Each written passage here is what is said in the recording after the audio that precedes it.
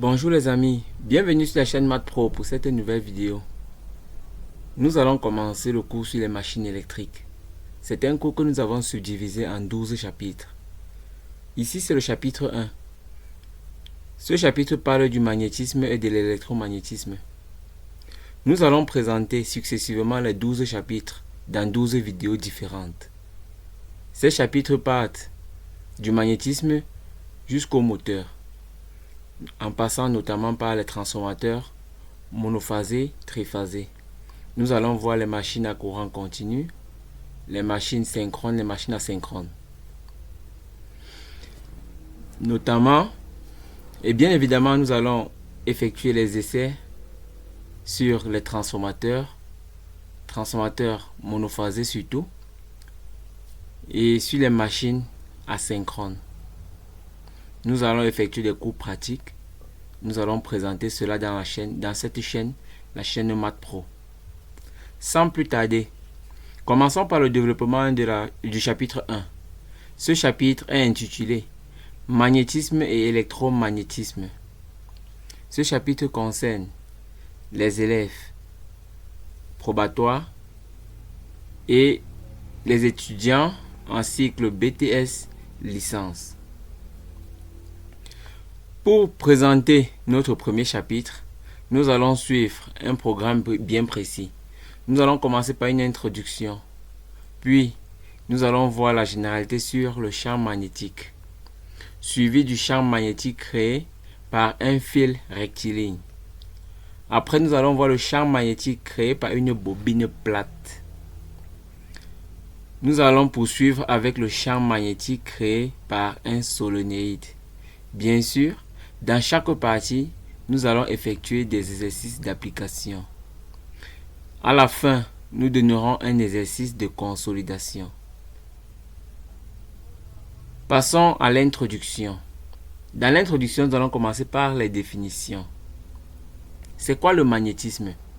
En fait, le magnétisme est la partie de la physique qui étudie les propriétés des aimants et leurs effets sur les objets.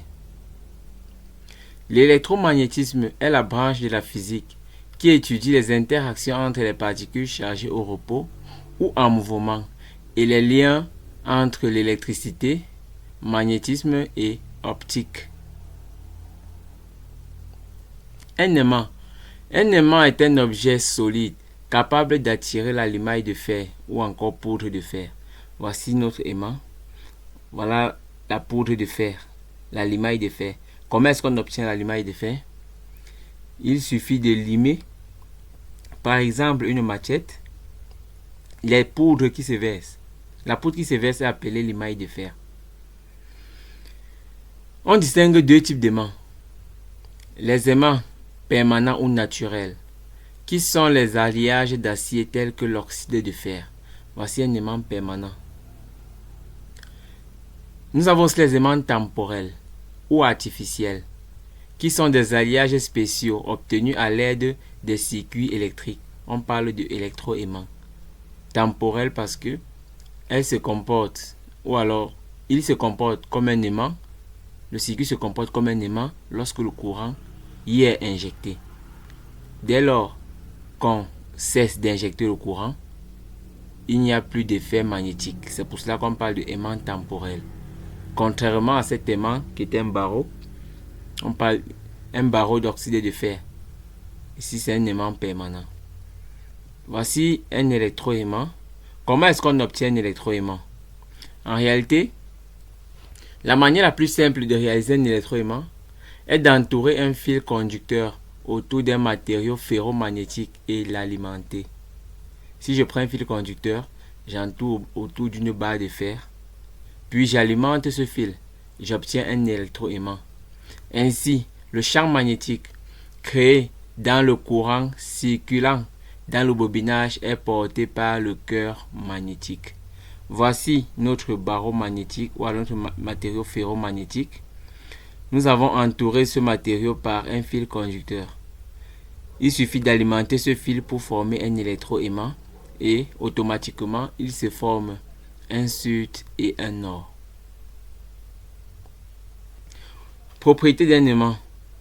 Un aimant possède toujours deux pôles inséparables, le pôle nord et le pôle sud. Pourquoi est-ce qu'on dit inséparable? C'est tout simplement parce que si on divise l'aimant en deux, chaque partie comportera un pôle nord et un pôle sud. Il est impossible de séparer le pôle nord du pôle sud d'un aimant. Les pôles de même nature se repoussent et les pôles de nature différente s'attirent.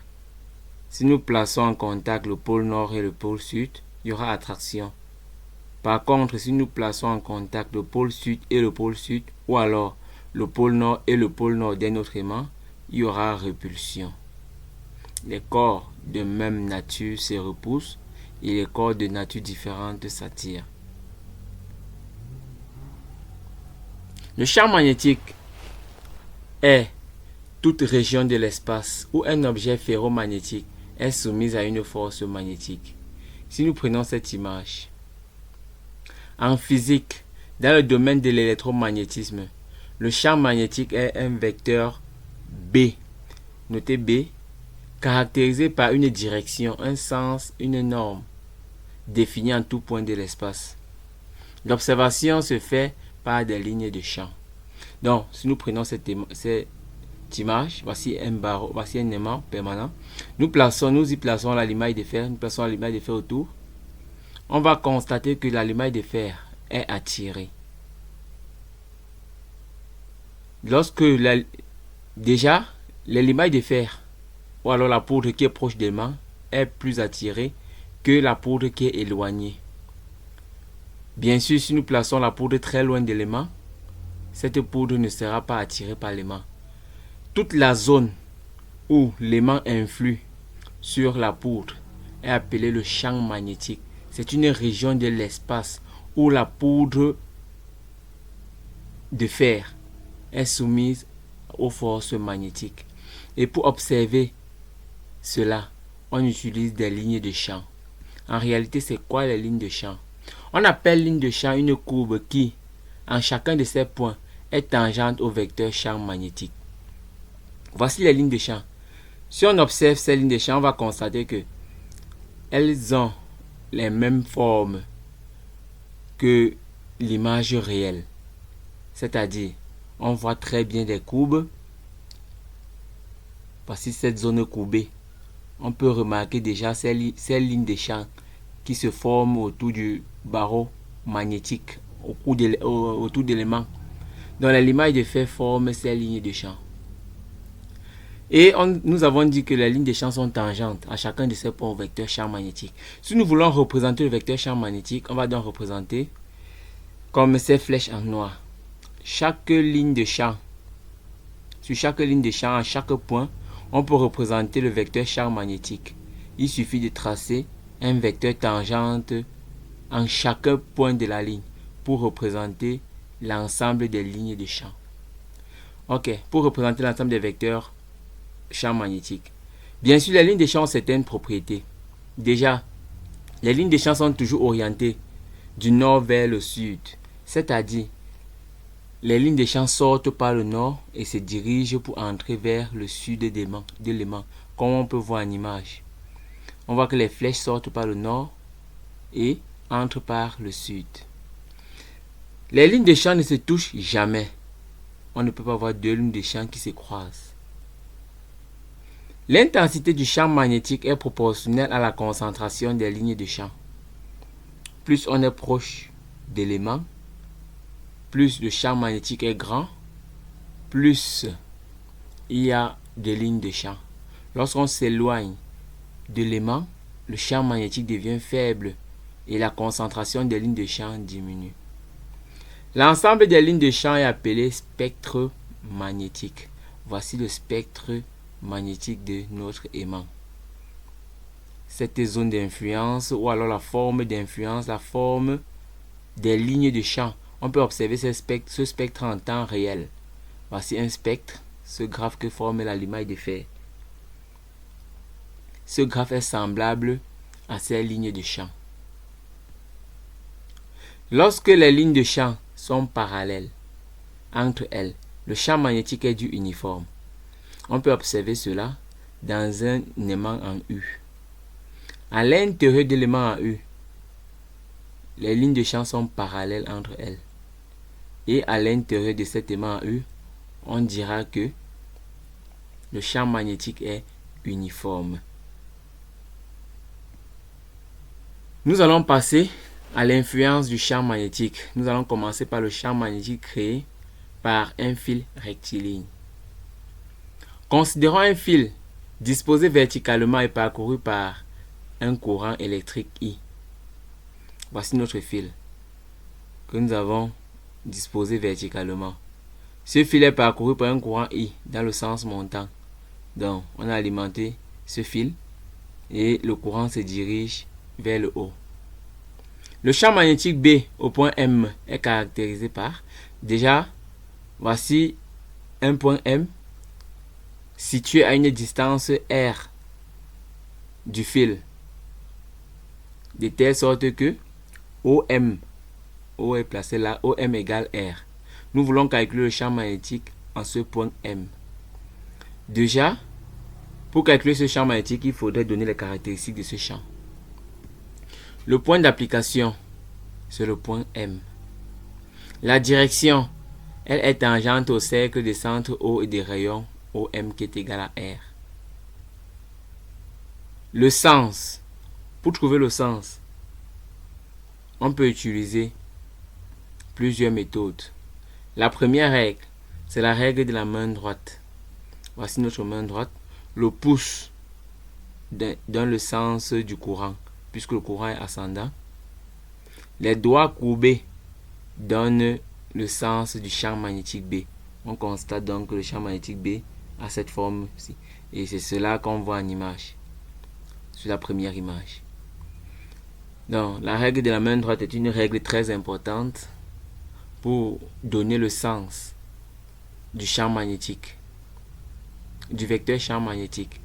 Nous pouvons aussi utiliser notre règle, la règle du bonhomme d'Ampère. La règle du bonhomme d'Ampère, voici notre bonhomme d'Ampère. Il est allongé sur le fil, de telle sorte que le courant le traverse des pieds vers la tête. Donc le courant est ascendant. Il regarde le point M et tend sa main gauche. La main gauche tendue indique le sens du champ magnétique B. Maintenant, l'intensité du champ magnétique B est proportionnelle au courant et inversement proportionnelle à la distance R. Cela signifie que si nous voulons augmenter le champ magnétique, il faudrait augmenter le courant qui traverse le fil. Mais cependant, si le point M est situé loin du fil, l'intensité du champ magnétique va diminuer. C'est pour cela qu'on dit que l'intensité du champ magnétique est proportionnelle au courant et inversement proportionnelle à la distance R. L'intensité du champ magnétique est donc définie par la formule B est égal à mu0 I sur 2 pi R, avec mu0 qui est la perméabilité magnétique dans le vide ou alors dans l'air. Cette perméabilité magnétique est égale à 4 pi fois 10 puissance moins 7 système international. En remplaçant mu0 par sa valeur, c'est-à-dire 4 pi fois 10 puissance moins 7, on peut simplifier par pi et 4 sur 2 c'est 2, on obtient le champ magnétique B créé par un fil rectiligne donné par la formule B est égal à 2 fois 10 puissance moins 7 I sur R. Ici B, c'est-à-dire l'intensité du champ magnétique, est mesurée en Tesla. Un Tesla, c'est égal à 1 Weber par mètre carré. Le courant I est mesuré en ampères. La distance R est mesurée en mètres. Nous venons là de voir les caractéristiques du champ magnétique créé par un fil rectiligne. Nous pouvons passer à un exercice d'application. Un long fil rectiligne est parcouru par un courant de 2 ampères. Déterminer l'intensité du champ magnétique généré par ce fil à une distance de 5 cm. Voici notre fil. Ce fil est parcouru par un courant I égale 2 ampères. Nous voulons déterminer l'intensité du champ magnétique au point M situé à 5 cm, dont la distance R est égale à 5 cm. Pour cela, nous appliquons la formule. Déjà, on prend les données. Le courant, c'est 2 A. R, c'est 5 cm, qui est égal à 0,05 m. Nous voulons déterminer donc l'intensité du champ magnétique.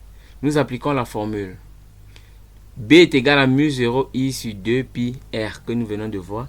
Nous avons encore vu que c'est égal à 2 fois 10 puissance moins 7 I sur R.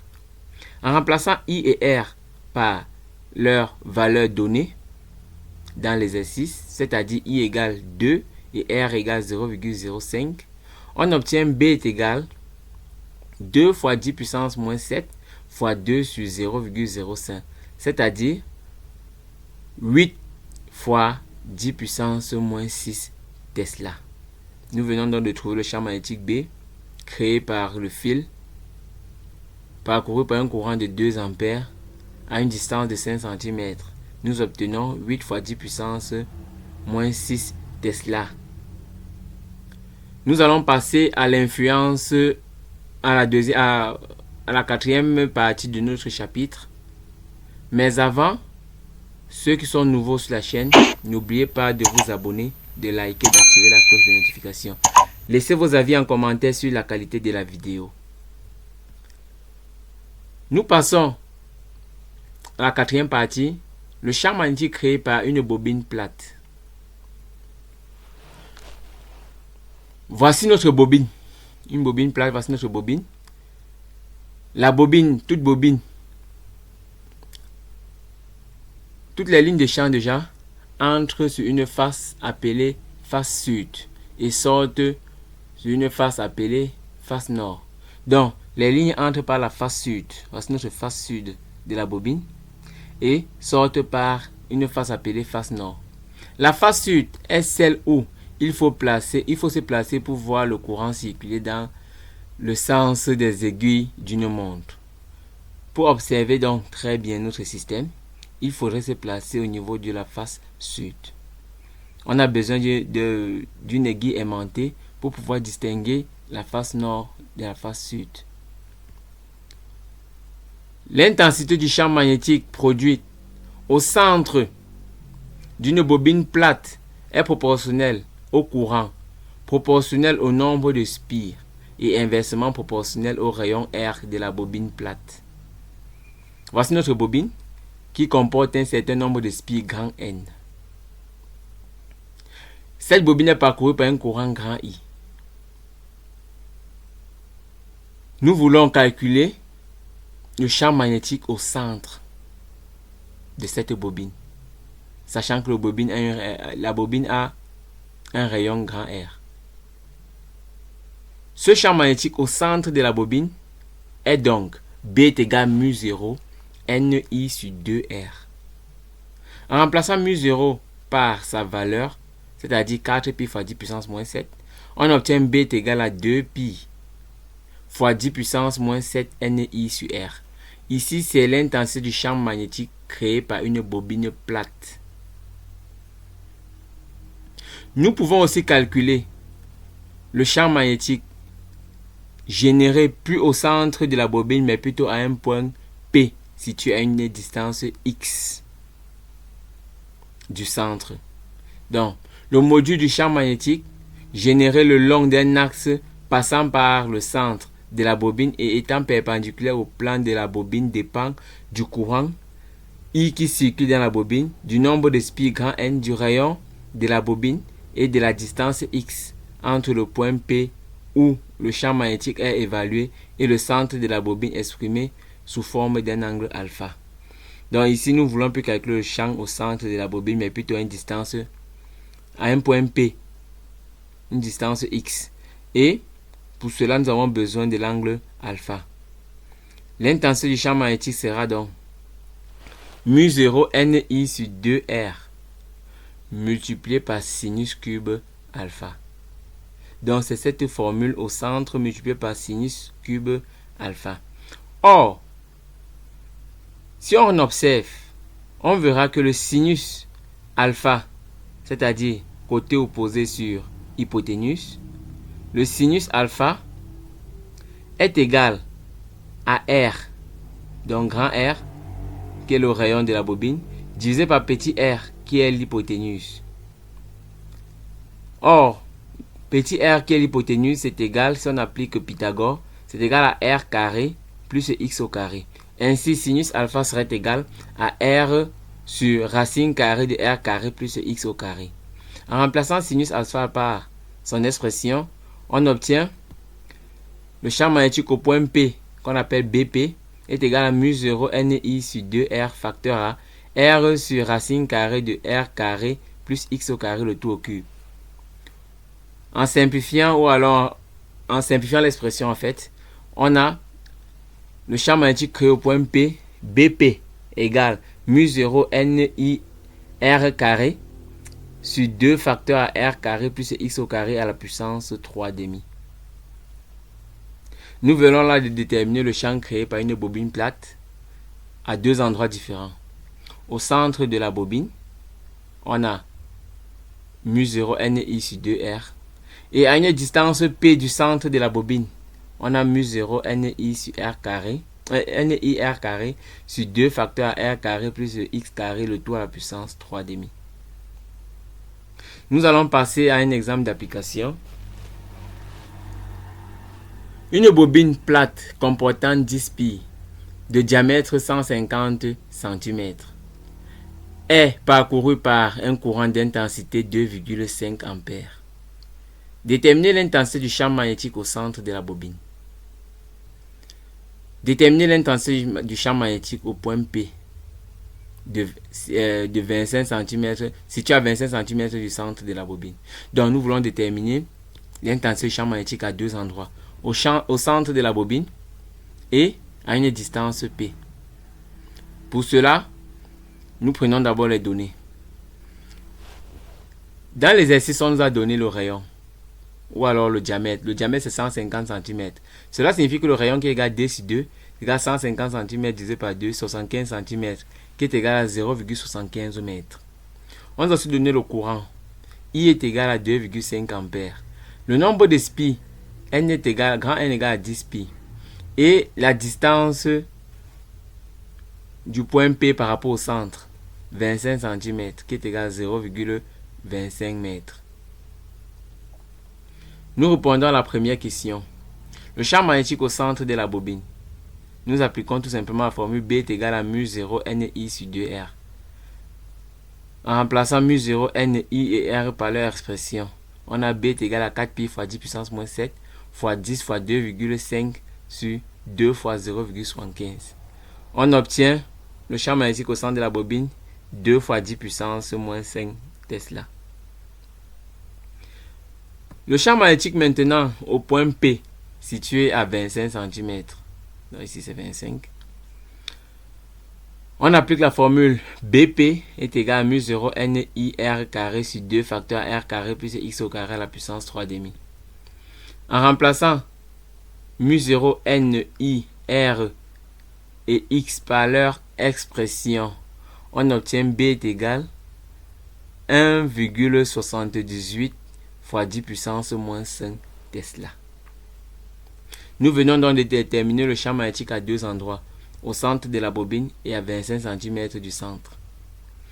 On peut faire ce constat, le champ magnétique au centre de la bobine est plus grand, puisque c'est 2 fois 10 puissance moins 5 Tesla, est plus grand que le champ magnétique à un autre point, au point P situé à 25 cm, qui est égal à 1,78 fois 10 puissance moins 5. Cela signifie que si on s'éloigne du centre de la bobine, au fur et à mesure qu'on s'éloigne, le champ magnétique doit diminuer. Maintenant, nous passons à la cinquième partie. Nous voulons calculer le champ magnétique créé par un solénoïde. C'est quoi le solénoïde? Le solénoïde est un fil long, bien sûr, entouré hélicoïdalement sur un mandrin cylindrique. Chaque boucle porte le nom de spire. Donc vous prenez tout simplement un fil conducteur, vous faites des spires, vous enroulez sur, vous prenez un fil, vous l'enroulez sur lui-même avec un même rayon. Cela constitue un solénoïde. Un solénoïde est caractérisé par sa longueur, petit l, et son diamètre d. Donc le diamètre, on parle du diamètre de la spie en fait. Si on alimente ce fil, on va se rendre compte de la création d'un champ magnétique à l'intérieur du solénoïde. Nous voulons calculer le champ magnétique créé par le solénoïde. Vous voyez, lorsqu'on alimente, voilà le courant qui passe, il y a un champ magnétique qui va circuler. À l'intérieur du solénoïde, le champ magnétique B présente les caractéristiques suivantes. La direction est parallèle à l'axe du solénoïde. Le sens dépend du courant. Avec la règle du tire-bouchon, si le doigt indique le sens du courant dans le solénoïde, bon, du moins c'est même pas la règle du tire-bouchon, autant pour moi c'est plutôt la règle de la main gauche.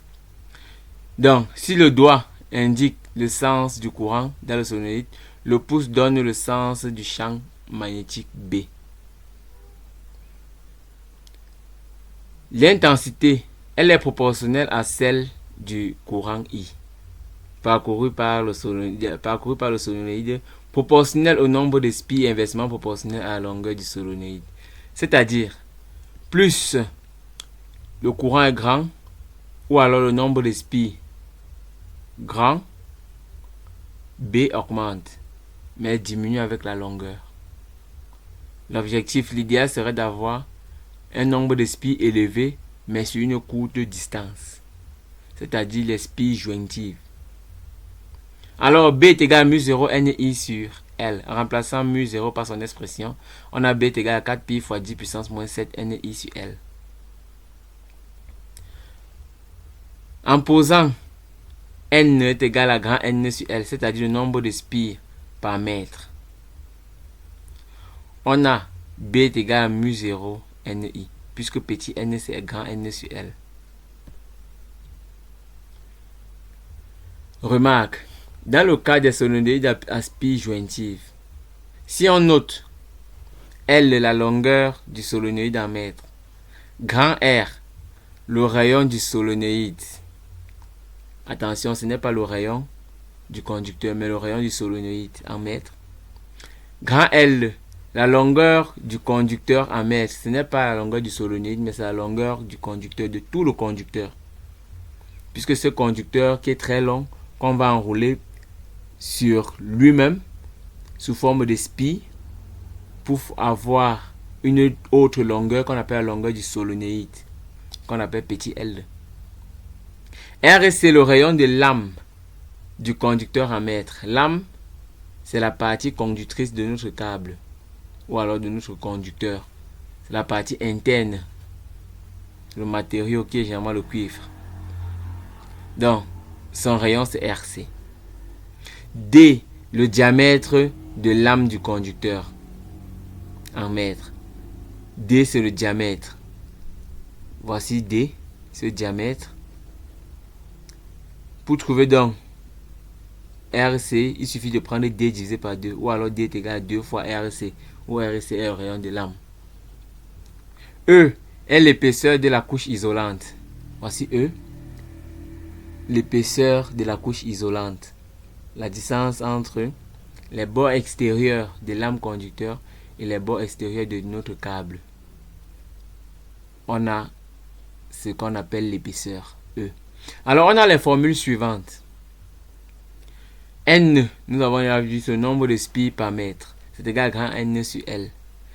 Et grand L, qui est la longueur totale de notre câble conducteur, ce câble qu'on va enrouler sous forme de spires, c'est égal à 2 pi R, qui est la longueur d'un tout, multiplié par le nombre de spires, c'est-à-dire 2 pi R multiplié par N. On a la longueur totale du conducteur.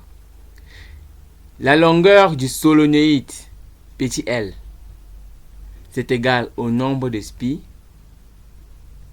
multiplié par D, petit D, qui est le diamètre de lame conducteur, plus 2 fois l'épaisseur. Donc petit L égale N facteur à D plus 2E. Nous allons passer un exemple d'application pour cette partie, c'est-à-dire le champ magnétique créé par un solénoïde. Voici l'exemple. Nous sommes au troisième exemple d'application déjà. Une bobine de longueur 35 cm comportant 350 spies identiques est parcourue par un courant d'intensité 0,5 A. Déterminez l'intensité du champ magnétique à l'intérieur de la bobine. Donc, nous avons notre bobine de 35 cm. C'est assez long. Il s'agit d'un solénoïde. La bobine a 350 spires. Donc, c'est enroulé. La bobine, le fil est enroulé sur lui-même 350 fois. Et lorsqu'on l'enroule, on obtient une longueur du solénoïde de la bobine qui est de 35 cm.